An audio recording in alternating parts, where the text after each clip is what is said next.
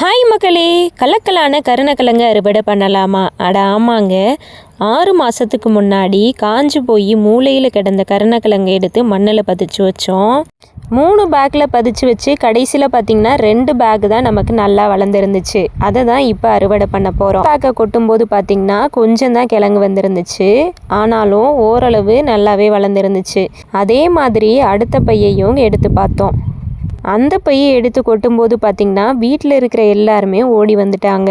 ஏதோ மண்ணுக்குள்ளே தங்கம் தான் இருக்குதோ அப்படிங்கிற மாதிரி எல்லாரும் கையை விட்டு நல்லா பெரட்டி பார்த்துக்கிட்டு இருந்தோம். ஃபர்ஸ்ட் டைம் இந்த மாதிரி கருணக்கிழங்கு மண்ணில் பதிச்சு வச்சு அறுவடை பண்ணுறது. அதனால தான் எல்லாருக்கும் ஒரே ஆர்வம். கிழங்கு இருக்குமா இருக்காது, அதில் போட்டால் பொண்ணாக மாறுன்னு சொல்கிற மாதிரி காஞ்சு போன முளை விட்டுருந்த கருணக்கிழங்கு பதிச்சு வச்சதில் நமக்கு 1 கிலோ அளவுக்கு கருணக்கிழங்கு கிடைச்சது. ரொம்பவே சந்தோஷம். அடுத்து ஒரு அறுவடை வீடியோவில் சந்திக்கிறேன். அது வரைக்கும் மறக்காம நம்ம சேனலை சப்ஸ்கிரைப் பண்ணிக்கோங்க. பாய்.